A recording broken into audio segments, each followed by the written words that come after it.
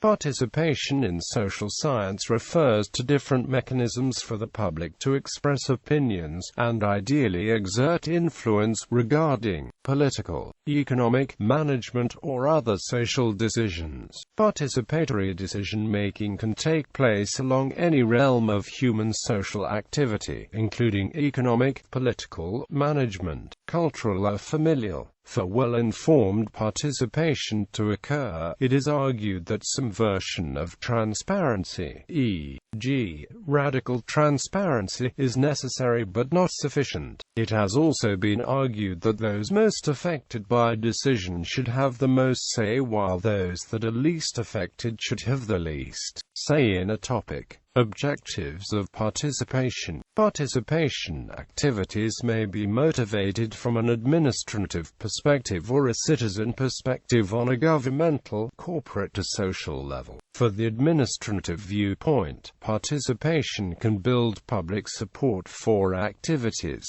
It can educate the public about an agency activities. It can also facilitate useful information exchange regarding local conditions.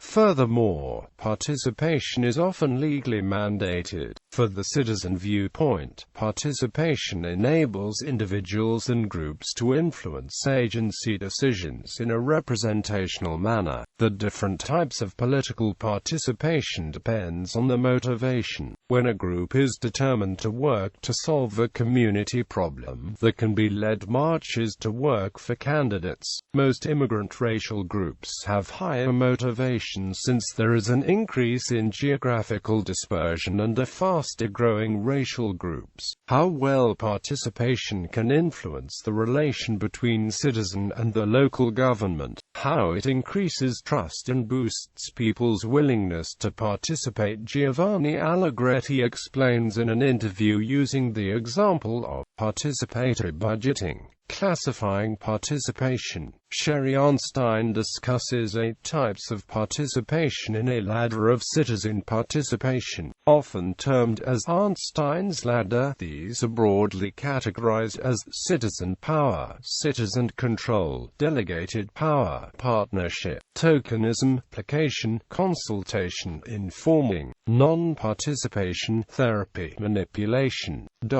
She defines citizen participation as the redistribution of power that enables the have-not citizens, presently excluded from the political and economic processes, to be deliberately included in the future. Robert Silverman expanded on Arnstein's ladder of citizen participation with the introduction of his citizen participation continuum. Quote, "In this extension to Arnstein's work, he takes the groups that drive participation into consideration and the forms of participation they pursue. Consequently, Silverman's continuum distinguishes between grassroots participation and instrumental participation. Arkon Fung presents another classification of participation based on 3 key questions. Who is allowed to participate, and are they representative of the population?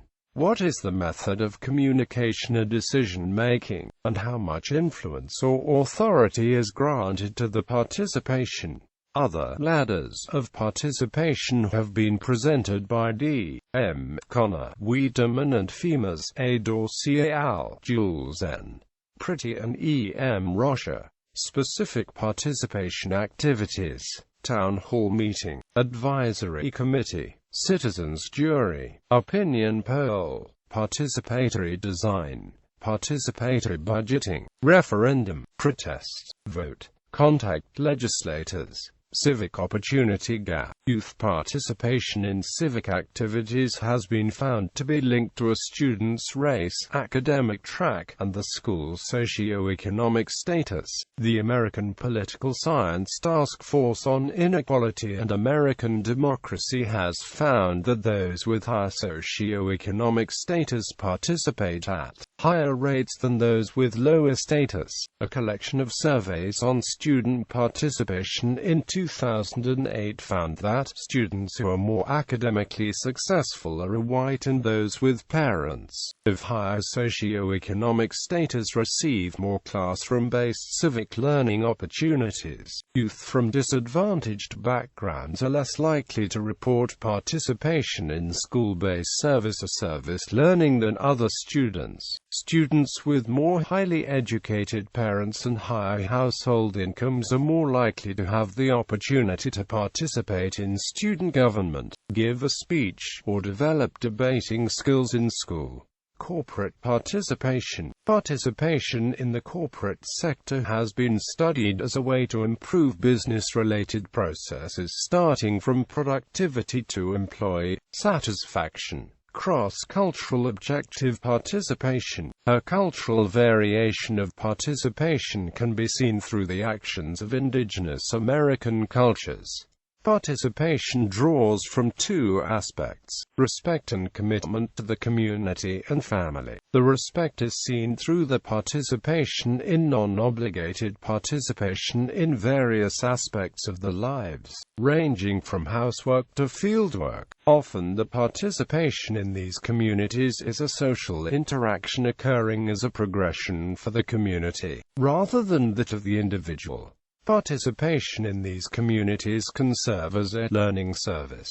This learning ranges from everyday activities, in which community members gain a new skill to complete a task, or participate through social events to keep their cultural practices alive. These social participation events allow newer generations to see the events and learn from this ongoing participation to continue these practices. Although there are different domains and objectives of participation in these communities, the bottom line to this participation is that it is non-obligated and often community-orientated, a social interaction that continues to thrive because of this high level of non-obligation is the everyday action of translating